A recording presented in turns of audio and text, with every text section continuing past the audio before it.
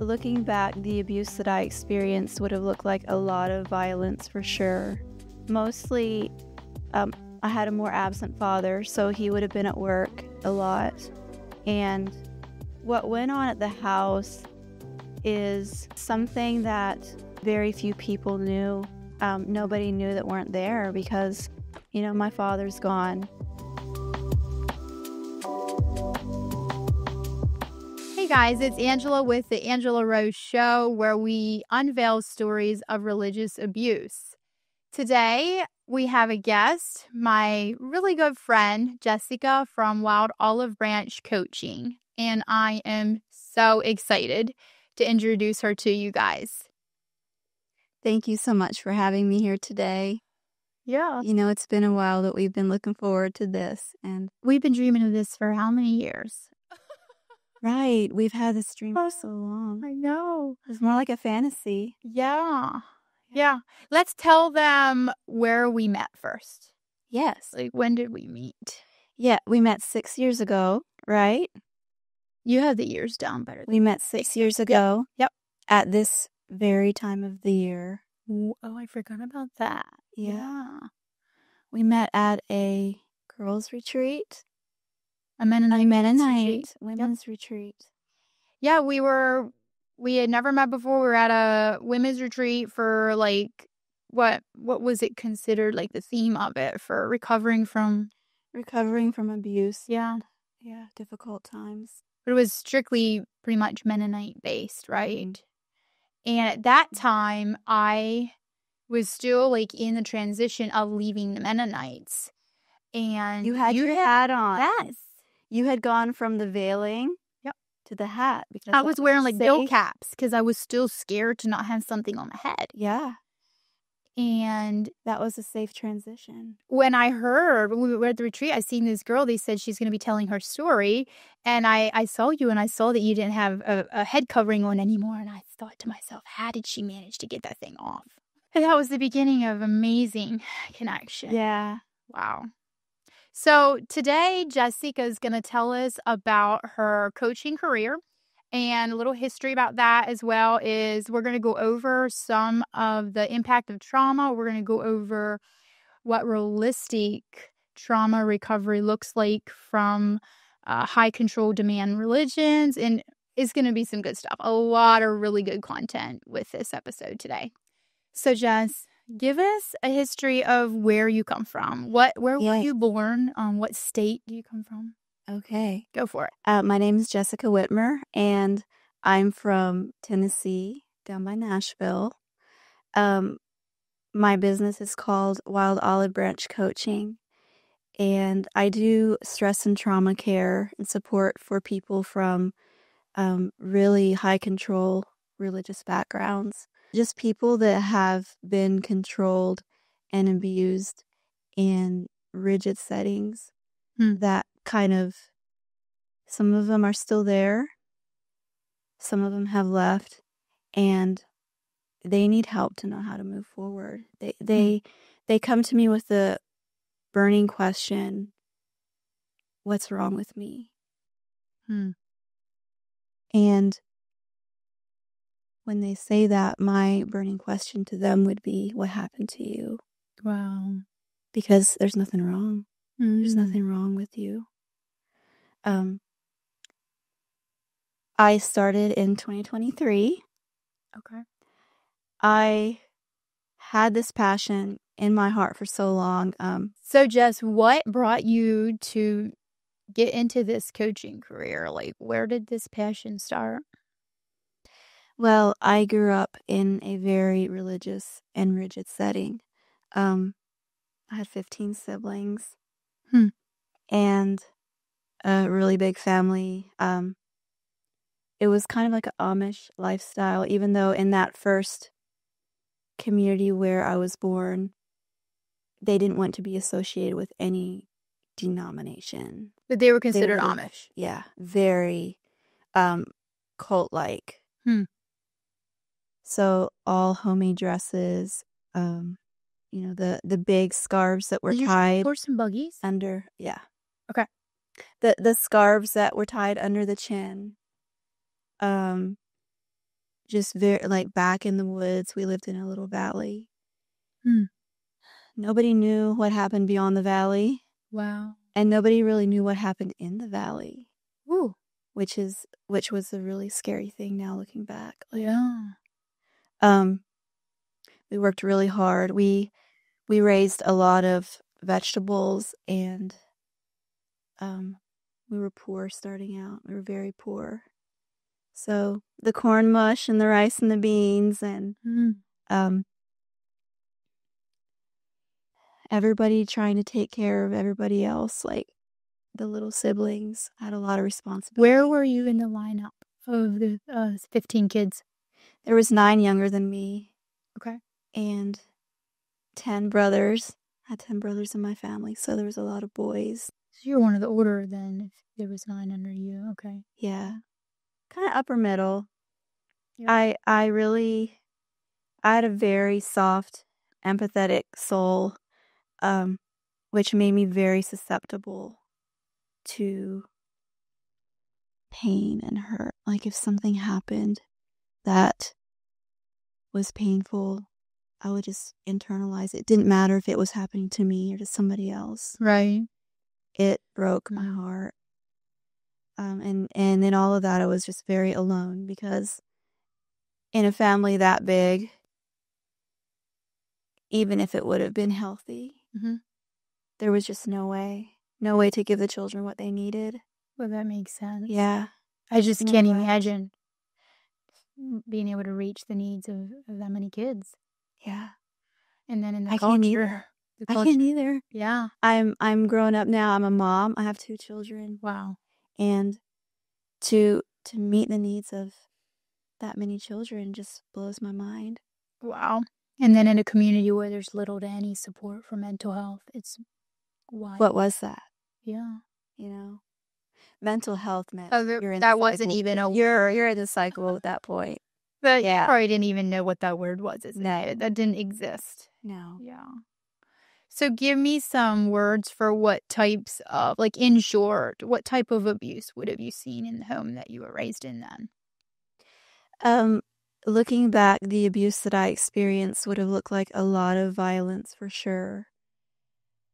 Mostly, I had a more absent father, so he would have been at work a lot. And what went on at the house is something that very few people knew. Nobody knew that weren't there because, my father's gone. He didn't know. I don't think that he cared to know because he knew it was bad. There was a lot of beating. There was a lot of screaming. I think because my father knew that my mother was a violent woman who was out of control emotionally, he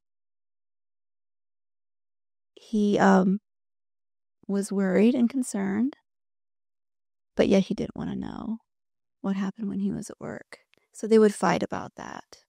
They would fight. Sometimes he would walk through the house gathering up sticks and different things that she would use to beat us, and he would throw them out, and it did nothing.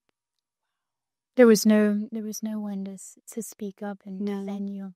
But since he grew up in a different culture, he wasn't. That wasn't a tradition that he had for like child raising and discipline and things like that. So he didn't originate from the teachings of like the Amish or Mennonite child training. No, that was new to him. Yeah, that is so fascinating. That different perspective coming in. Yeah. And then you were saying like your mom would have been raised in the plain setting, so the teachings and some of this abusive behavior was already strong in the roots. Yeah. Yeah, my father was very educated. My grandpa was a professor from Notre Dame. Wow. So he was a free thinker. Yeah. And I think that really made it difficult for him to feel like he was one of the culture. And so, me, I'm one of the daughters, and I carry that with me. Yeah. Knowing like I'm a little different. Mm. And I want to be a part of this church. I want to belong in this church. But there's something about me that will always be different. And I hated that about myself because more than anything, I wanted to belong. Yeah. I wanted to be accepted. And I wanted to know that I could be like a part of them. Was different even allowed in the culture that you originate from? Like, is that why you hated being different? Because it wasn't accepted to be a free thinker. Yeah, it meant that I wouldn't. It even meant that I wouldn't be a part of relationships in the like. It didn't just mean that I wouldn't be in the church. It didn't even mean that I wouldn't necessarily be baptized. But just the fact that I had a different personality and there was a curiosity about me that I couldn't always hide, and it made people uncomfortable. Right. You know, you were a free thinker early on. That was coming through, and it's really hard to control a free thinker. I So that's a know. lot of Believe me, like discomfort. I did what I could to try to erase those thoughts and do my very best, but I feel like my father really implanted that into my soul. Yeah. And it was my greatest thorn in the flesh, but it also became my greatest power then. Wow. Because it brought me through some really hard times in accepting I'm going to always be different. Yeah. And I'm going to have to eventually own that and walk into it. Wow. But back to kind of the atmosphere in my home. Yeah.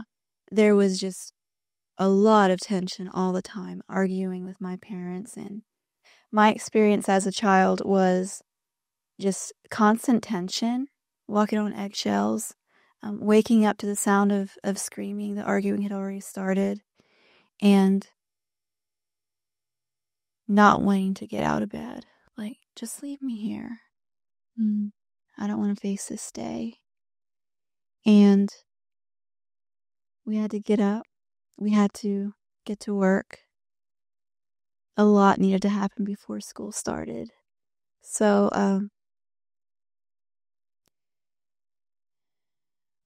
I would pull it together and go downstairs and start working. What age were you working full time? Like, how old were you when you were working?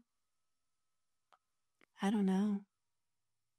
I remember out in the garden, you know, the beans, like the beans aren't tall. Those green beans, when they're full grown, they're like, and I didn't have to like kneel down or bend over too far to pick those things. Yeah. Like so you were a little girl. I was so small. Yeah, there was a lot of responsibility and pressure on me to not just get a lot done and do a lot of housework, but to be the mother for my siblings, to I took it on myself to comfort them because nobody else would see that. I cared deeply about their emotions and what they were feeling, and I felt like a little mother. Wow. And I think that made me feel like I had a purpose in the middle of such a dark time. It's kind of how you survive that. You took on a role that no child should have to take on, but it was something. But I wanted it. Wow. Because who was I then if I didn't have that? If I wasn't able to offer something to somebody? Yeah, that makes a lot of sense. Yeah. Wow. Yeah. Kind of the beginning of just really having no sense of self. Like you are what you do. You are what you do. Yeah. Wow. Looking back in my childhood now, I still struggle to kind of piece things together because there was a lot of dissociation. The violence got so extreme and intense, and I would dissociate in the worst beatings, and even in between the beatings, just the constant screaming and scolding and look me in the eye when you're being screamed at. Don't look away. If you look away, you'll get slapped in the face. So just feeling like I have to figure out how to get through this. I have to figure out how to survive. Right. And in another sense, I'll always survive, and how will I know that anything will ever change? Mm. You can't see life beyond that moment. Right. And in that moment, you're stuck in it. Wow. Yeah. Which felt worse to you during those days, experiencing the violence yourself or witnessing the violence on your siblings? Witnessing the violence. Mm. Definitely. I couldn't dissociate from that like I could. Yeah. When I was getting beat, I would have a phrase that I would go through. I'm not here. This doesn't hurt. And I would get a feeling that would come over my body, and I would feel myself rising. Wow. And it wouldn't hurt anymore. You learned how to maintain. Whatever happens from here on out, it couldn't be any worse than this anyway. So, the part of witnessing the violence stays with me in a very deep way. Because I couldn't get it out of my head. I couldn't. I would run around the house, and I would hold my breath. And then when I would get back to the window, I would listen and see if it had ended or not. And then I would run again. And sometimes I would sing loudly to try to drown it out. I have a God, question. like, God help. Yeah. Wow. What do you, like, as a coach or, like, professionally speaking, what do you call that when you witness someone else's abuse? What, like, there's a term for that. Is it secondary trauma? It's secondary trauma. I was wondering. Yeah. Yeah. Yeah.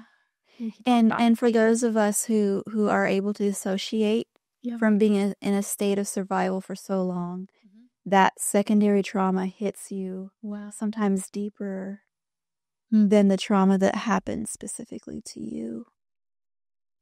Is it just more complex on a different level? Yeah. And it's powerless beyond words. So powerless. There's absolutely nothing you can do. Right. Yeah. Right. Happening right in front of you. Yeah. Yeah. So much of my what I do today is birthed from those very difficult, dark places in my childhood, where I needed somebody to come and be there for me, even if they wouldn't have rescued me, even if they wouldn't have held me and said it's going to be okay, just to know that there was somebody there who understood it, who saw through it, right, and would have just simply let me know, this isn't about you. Wow. There's nothing wrong with you. Just clarity. Yeah. This is not normal. Yeah. And you're going to make it out of this. Words for the truth. Yeah. What was some words. On? Yeah. Because a child doesn't understand or have any words for those experiences in the moment. And how could they? What they do is they start thinking, is this me? And how can I fix this? Oh, yeah. Yeah. Children internalize their environment. Yeah. How can I make mom and dad be happy? Wow. In my childhood, I didn't fear the screams as much as I feared somebody hearing the screams, like the neighbors. Wow. It was this shame that was already embedded so deeply in me. Okay. I've got to hide this because my only chance of being accepted doesn't lie in my family. It's out there. And if they know about this, they're not going to accept me. If they know about this, then they're going to blame me. Wow. So I've got to keep this from getting out. And my other fear was even not so much the abuse, but what if DCS takes us? Yep. What if we're taken away from here? Worst case scenario, they will come and they will take you from this house. Because the Department of Children's Services came out several times. Really? And the fear was you'll leave and you'll never see your family again. So you were terrified of them because they were made to be the They were the problem. They were the problem. They were the problem. They don't understand the way we choose to raise our family. Right. This is our religion. And because it's our religion, they can't make us stop. Yeah. If they take you, it's because we are being punished for doing the right thing. Wow.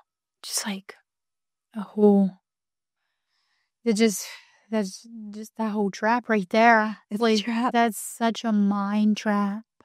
The whole concept, and again, it just really goes with so many cultish belief systems where you're conditioned at an early age that, it's the outside people that are the threat. We're doing it right. Yeah. God is on our side. Yeah. With God, we have the right to live. We've got to combat the darkness, but in our house is the greatest darkness, living in pure hell. Yeah. Mm. Yeah. So basically, our only hope of getting out of it and being free, that was our greatest fear, if you think about it. Yeah. Yeah, I totally get that. Yeah. So I want to take a quick second to encourage you guys to like, share, and comment here on our YouTube channel. It helps to push our channel out to reach more people, which is our goal for this show. Thank you so much. So tell us a little bit about what people are going to be dealing with coming from really rigid religious systems. What do you see when you have clients come in? What's some of the consistent patterns? I'm curious.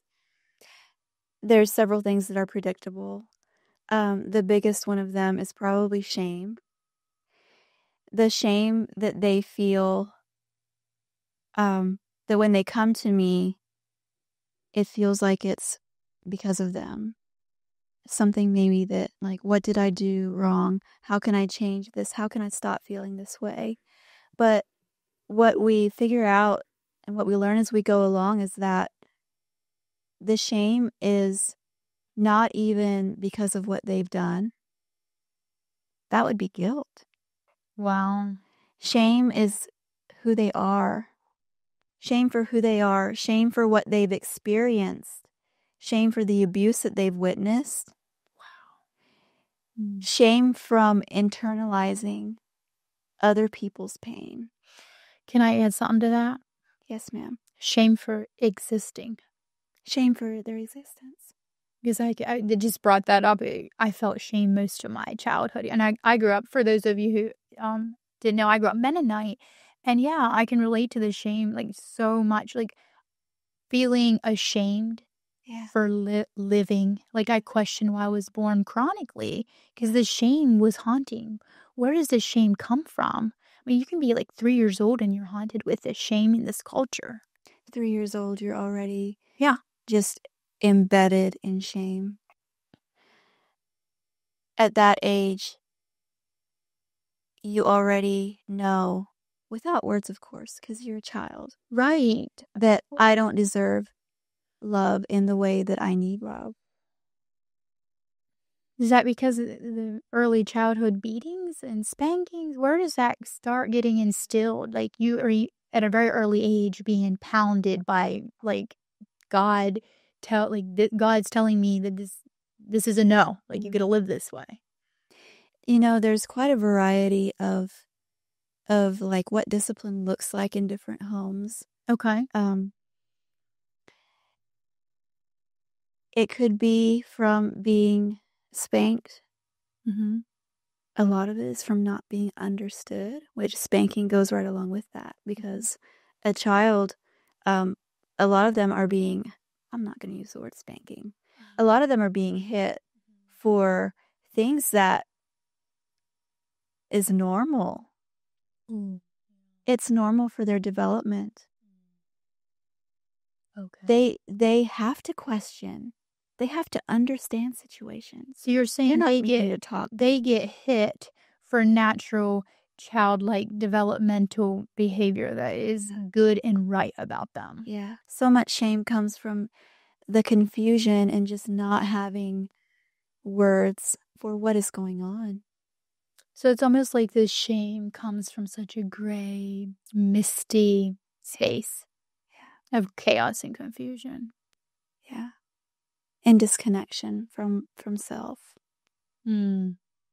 Because it's not safe to live in your body. Mm-hmm. Yeah. So what's another pattern you see most common? Another pattern, which goes along with shame, is fear. And I think that the fear is so deep and so impacting that those two words, fear and shame, can very quickly get intertwined. Right. It's not a fear that says, if I do this, then this will happen. Because nobody knows what could happen. Nobody knows how bad things could get. And it's not based off of any choice they're going to make necessarily.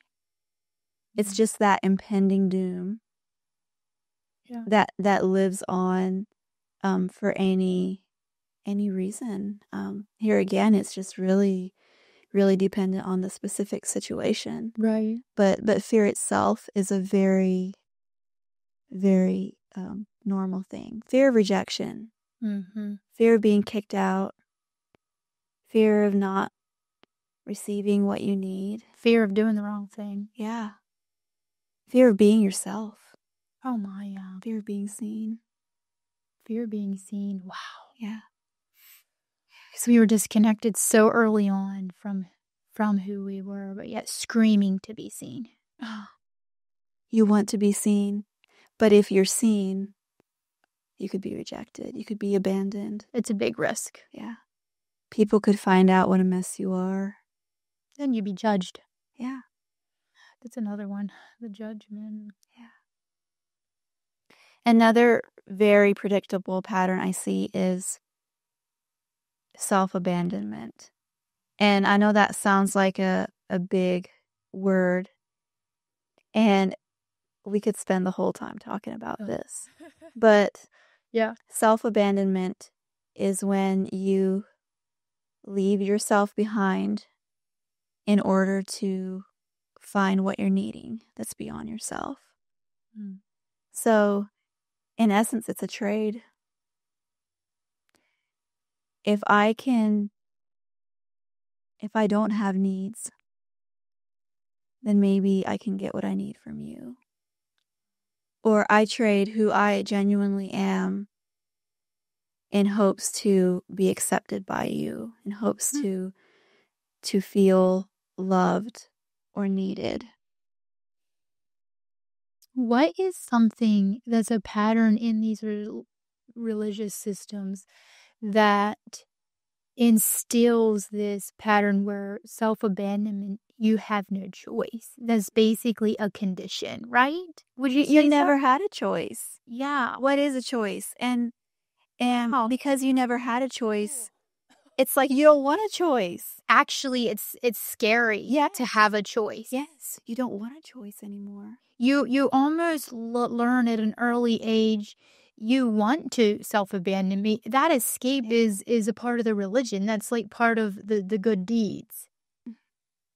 And the self-abandonment, one of the ways that I think we misunderstand it a little bit is that when we think about self-abandonment, we think, wow, that must feel awful. Okay. But it's actually one of the things that feels the most good. Right. In such a dark place, because the self-abandonment is literally the hope that might allow you some connection. Right. It might allow you to feel like I have something to offer this person. But in that moment, you don't think about what you're trading in to receive that little moment of feeling good about yourself. Right. You're giving yourself away. Yeah. Yeah. I would consider I would have been almost highly emotionally addicted to that at an early age, just personally as I look back, especially as a woman. I did not know who I was aside from that role.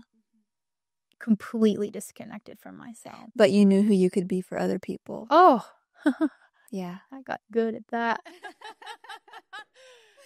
But tell me more about it. Well, with self-abandonment, when you recognize that you are abandoning yourself, it can be really almost shameful to think, oh, throw myself under the bus again and again.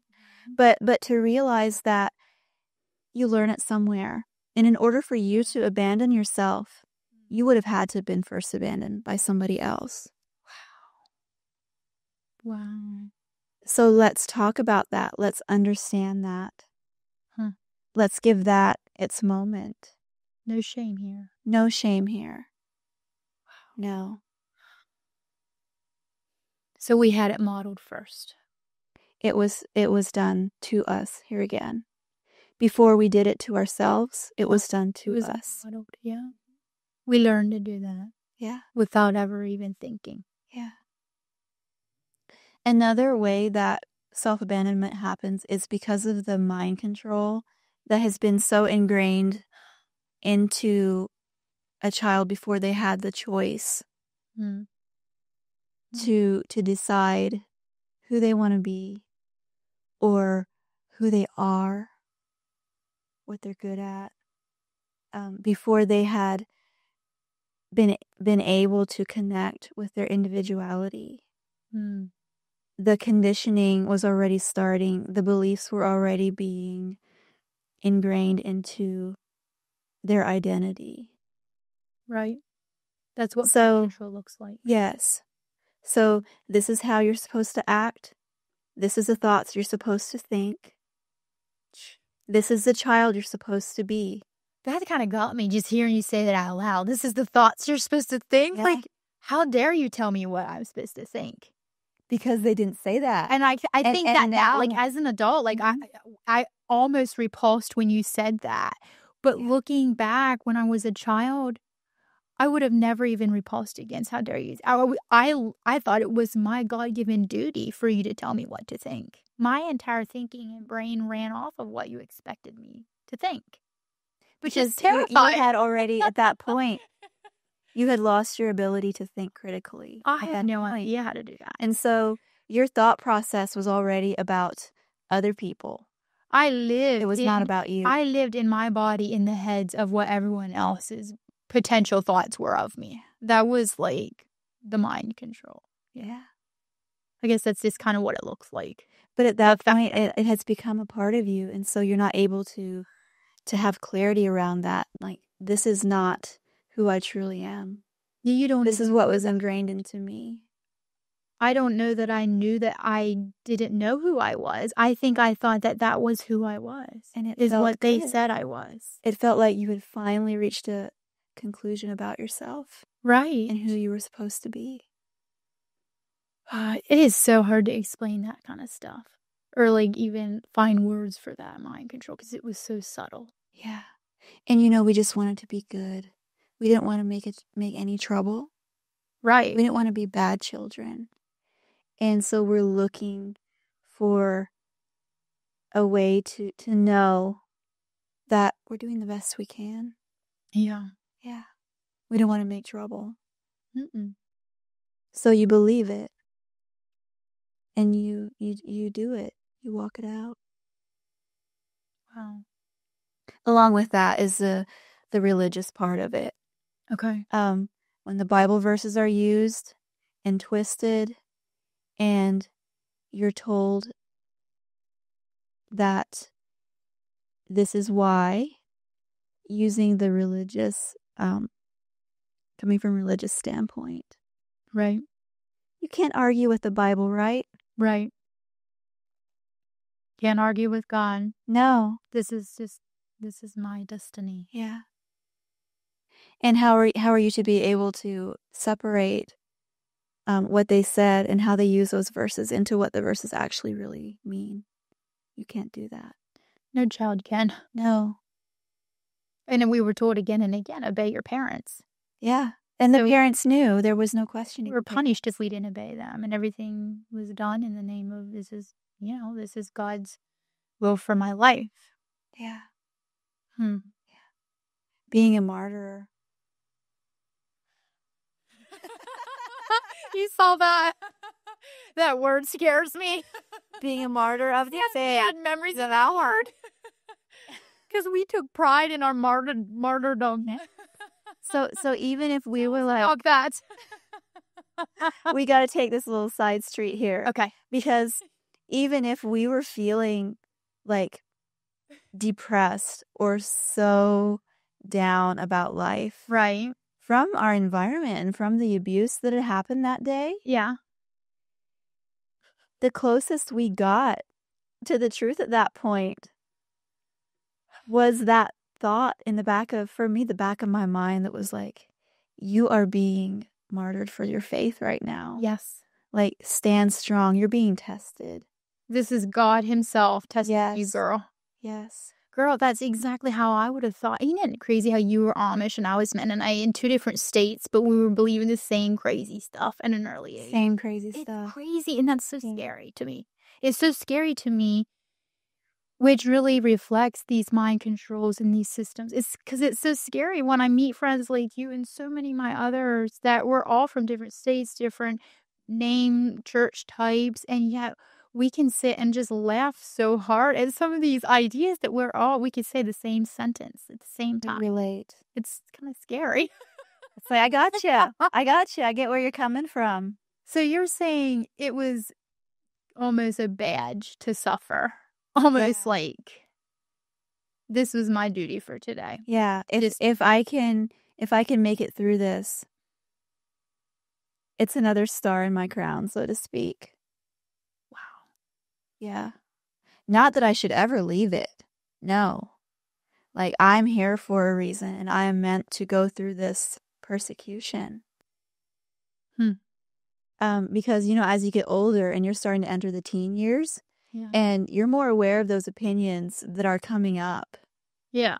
You have your own opinion somewhere. And so when that was completely discounted, it was like, I don't have the ability to say what I mean here or what I believe because I'm not allowed to speak up.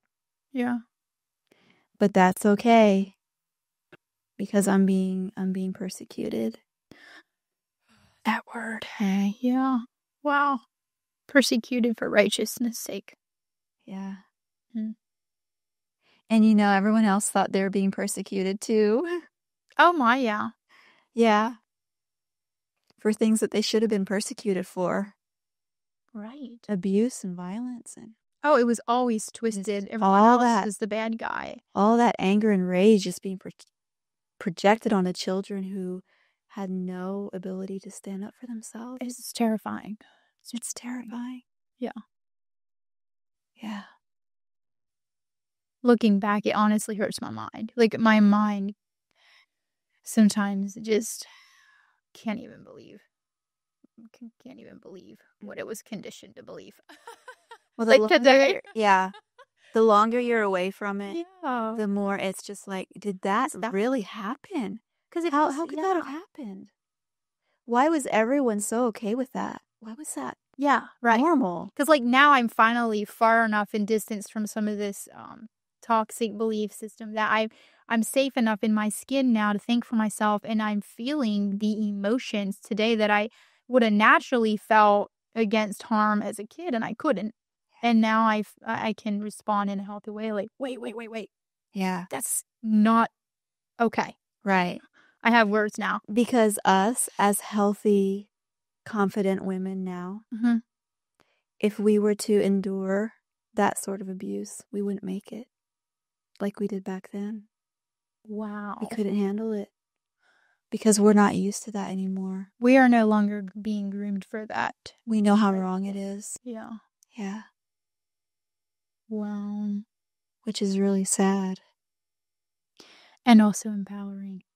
Yes. It's very empowering. The safety that we've created. It's so both. Yeah. And I think that's one of the misconceptions people have when they're looking for help and looking for a way forward. Yeah. Is how can I make this stop hurting?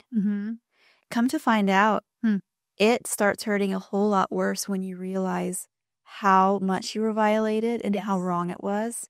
What do you know to grieve if you don't know how bad it was? Right. You ain't gonna feel that until you see it and have terms for it, and then ouch, the grief. And as much as it hurts, it's also so empowering. And there's hope in that because I didn't deserve that. Right. There's more for me. This is not the end. Wow. Yeah. Yeah. Hmm. The other thing that goes along with self-abandonment is the emotional suppression. Okay. And that is normally from, again, childhood, infancy. How did that start at infancy? The infancy part is, I think, just even before the discipline starts, discipline in quotations, before that starts happening, when a child screams, most times if the parent hasn't had the ability to be able to handle their own emotions, they are not able to comfort the child in that moment. They tend to disconnect themselves because this is a loud cry. I can't handle it. This is triggering to me. And so in a time when the infant needs comfort, they receive neglect. Wow. In a time when the bonding is supposed to happen, they receive disconnection. Wow. Yeah. And so when that happens, they don't have the ability to co-regulate with their children, with their infants. The infants need somebody to co-regulate and help them with those big feelings at that point. They're fully dependent. An infant is fully dependent on that adult to soothe it. Yeah. So as that continues, and then even later on with like the discipline and the hitting and the rigid rules. I have a question here with this. I was thinking, I hadn't thought of this till you brought that up. But wasn't there a concept? I'm curious how it was in your community, but in my community, there was often this concept at a very early age that to also comfort and give care and nurture was considered spoiling a child, which was basically setting them up to be a big brat one day or a rebel or like maybe entitled. Selfish. Yeah, all the things that were against God's will. So it was almost like this idea that we want to kind of neglect them, let them suffer. So they grow up and be, what they need to be. Yeah. Did you have that? Oh, yeah. Cry it out. The cry it out method. When they're not compliant with what the parent wants and they're an infant, instead of giving them the comfort that they need, they're putting to their crib and the door is shut and left to suffer. They cry until they are done crying. And when they're done crying, it doesn't mean that they are now compliant necessarily. It means I don't depend on my caregivers to comfort me when I need them anymore. Well, that's fascinating because I feel like, again, in the conditioning and programming, under my understanding at an early age on what it meant to let them cry till they were done, it was understood that when the crying stopped, whether you were being beat or put in the crib, either way, when the crying stopped, that meant they are now obeying you. Yeah, that means they're going to listen. But you're telling me the human mind and body is actually saying what when the child gives in and is exhausted? What is that telling an infant? You're saying it's saying that I cannot depend on my mother or father to show up when I need them anymore. So I'm giving up on that comfort. So I'm going to stop asking for it. That's you're saying basically an infant, a baby can learn that messaging and shut off the need for comfort. It's completely natural. Yeah. Yeah. Wow. You see that kind of behavior in orphans, in orphanages. Well, yes, I hear stories of like also statistics on how that has been used as examples. Yeah. Like where they've never had physical touch or care and how that impacts them. Yeah. It's heartbreaking if you think about it. It's horrific. Yeah. And so what that does is they're already starting to shut down emotionally, right? Mm-hmm. They're already learning that I can't go to somebody when I need help and comfort. Mm-hmm. And as that progresses, it kind of changes to I don't deserve help. I don't deserve affection. I don't deserve comfort. And then because they've never felt those big feelings in the presence of safety and comfort, they shut down and they disconnect from them because the feelings also become scary and bad. Yeah. And there's something to be avoided. Right. So as you grow up in a place like that, you become numb, you shut down to yourself, you become disconnected from who you are, from your emotions. You have no feeling. A little bit of anger sometimes, right? Mm-hmm. Just a little bit, but then that gets stuffed down again because you can't be angry. No. Yeah. For sure not. And that's really difficult. But what about anger? Why would a child at that age show up with a little bit of that anger? Like, it was considered in the church, anger's a sin, but psychologically or emotionally speaking, I lost my train of thought. I remember the day I realized that it's actually healthy and natural to get angry when someone is taking advantage of you. Yes. So it's like the body's response to being violated. It's one of the most important emotions you can have because it protects you. It blew my mind when I learned that later on in life, that anger is actually a born natural emotion in response to violation. Yeah. Like, it changed my life when I learned that. Yeah. I don't know when that hit me, but it blew my mind. Because again, after, in the church, anger is such a scary emotion. And of course, acting out on anger, how would you describe? Can be unsafe. Right. When you But regulated, healthy anger. Right. Here again, we need to stay away from that whole black and white thinking. Yeah. And realize that anger, if you know how to feel it, if you know how to manage it, it's one of the most important feelings you can have. It's very closely connected and in touch with your intuition, and it will keep you from a lot of danger and dysfunction if you pay attention to it. Right. Anger is a secondary emotion, and so you always feel something before you feel anger. Usually it's fear. Sometimes it's sadness. Right. Anger is kind of that emotion that comes in and says, I got you. You'll be all right. Wow. Yeah. I think that's so good.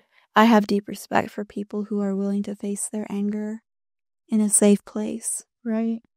Yeah. So when I speak with my clients, one of the things we always have to do, and when I say always, it's not an overreaction, is get back in touch with yourself. Okay. What am I feeling? What's happening in my body when I'm recalling something or when I think about an experience that I don't have words for? The body knows. The body is so wise. And when you live in disconnection from yourself, you hang out up here in your head. And it gets really exhausting to be up there. Yeah. We know what that's like. Both of us. Don't even me start my ring. It is an exhausting lifestyle. Yes. And what a relief when you can find safety in your body. Like, it's okay to live here now. Really? It's okay to engage with what I'm feeling in here and know that I have the tools to be able to walk it out, to feel these emotions without going off the rails, so to speak. Right. What is a couple A, B's, and C's to what it looks like getting back into your body? And what would you say to someone who's like, well, that sounds terrifying. Like, I don't trust my body. I don't like my body. It is terrifying. It will be terrifying. Okay. You're the first one who's getting to know yourself because up until now, your family, your parents, they didn't get to know you. And because you weren't able to be yourself, the people around you haven't gotten to know you.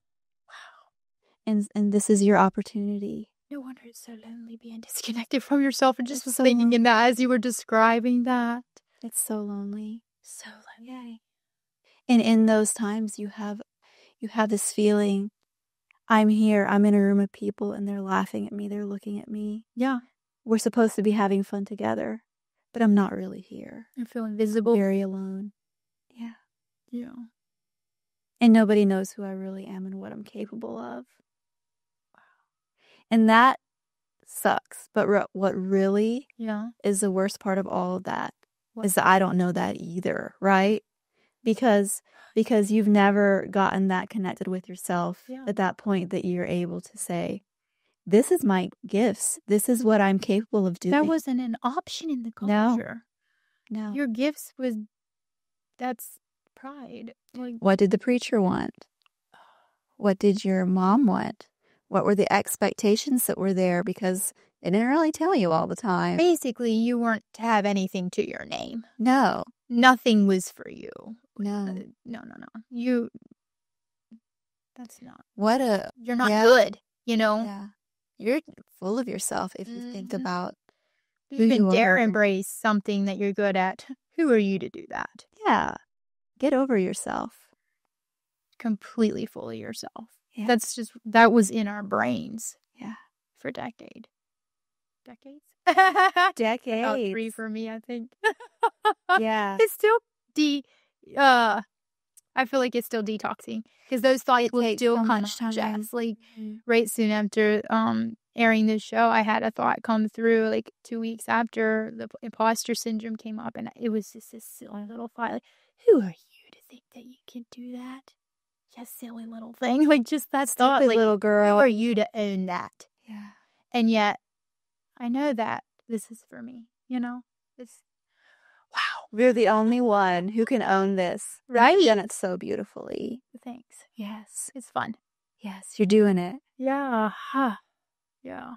Give me some examples of what abuse might look like in a religious, toxic, high-demand system. Yeah. Well, I think that question, it's really good because there's a lot of misconceptions about abuse. Let's use the word trauma here too, because trauma would have been like a car accident or a house fire or somebody dying. And those are very real traumas. Those are traumas that are able to be in your memory. Right. Memories that you can go back to and you can recall it, and you can kind of learn to piece it together easier that I feel this way because this is what happened to me. Mm-hmm. So what's really difficult for a lot of my clients is they have that type of trauma because things like rape and deaths and horrific stuff, it happens. Right. And then there's also the other aspect that they don't have words for, which is called complex trauma. It's things that happen to you in a very covert, indirect way. Right. And it makes you feel like, what's wrong with me that I'm struggling? Because I don't have words. I don't have a reason to feel this way.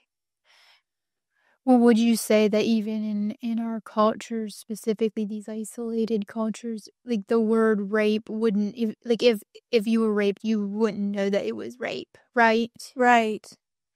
So you would struggle to wonder, like, what's wrong with me that I'm struggling, not realizing that something horrific happened. Even something as terrible as rape, you're still, because of that mindset, you're still thinking other people have it worse than me.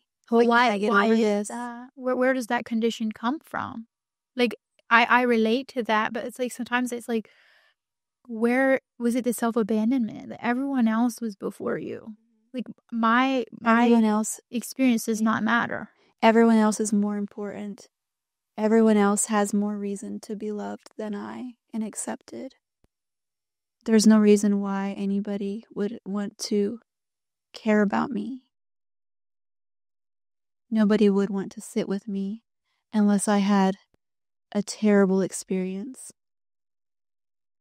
But the thing is it's terrible. It is. It's horrible. It's life-changing. And so they minimize it. Complex trauma doesn't have words necessarily. Right. So one of the gifts that I'm able to give people is when they come to me to let them talk about their experiences and let them question them, let them change their mind, let them recall what they can, and the blank spaces, those come back Right. when they're ready, when there's a certain amount of safety that's established. Okay. There's a phrase that I really love, and I don't remember the author right now, but he says trauma comes back as a reaction, not a memory. Mm-hmm. And this is the kind of trauma that I'm very passionate about. Mm-hmm. Because what is the belief? Mm-hmm. Where does it come from? Where does it originate? Mm-hmm. And what makes you feel that way? Well, Yeah. It's very individualized for right. each person. So I have no right to tell them what trauma looks like for them. Mm. That's theirs to own. Well, And it's mine to respect, to give space for. and I can only imagine what that individuality does for your clients coming from these high demand cultures where individuality was not allowed. Yeah. And how different would it be to sit in the presence of someone who says, you're allowed to say how that was for you. That makes sense. Yeah. You get to be the one to say what that meant to you and what it didn't. Yeah. This is your choice. Wow. Empowering. It's your choice to reach out for help, even if you feel like you don't deserve it at the time. And it's also your choice and your right to say your experience, and then the next time we meet, if you change your mind, that's okay. You can change your mind. Wow.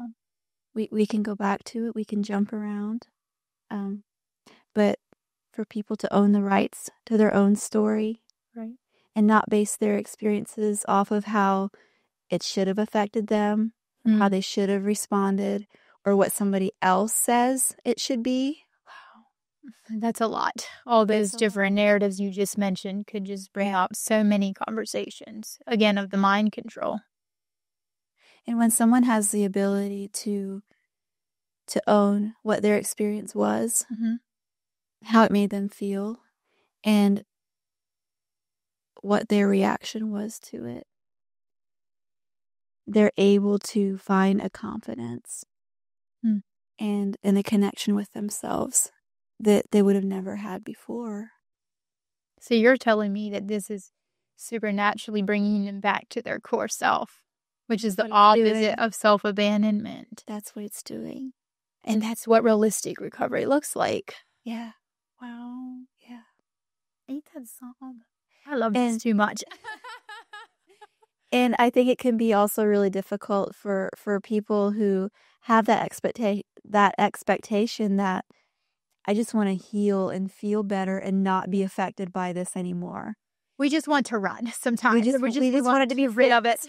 Yeah, we want it to be fixed. We don't want to have to struggle anymore. Right. And I care about that. Okay. I also understand that when you get healthy, yeah, toxic things are going to hurt worse than they did before. And in recovery, you might find out that your environment is contributing to this. Your relationships are bringing you down. So you start to see some painful things that you didn't really see before. Yeah.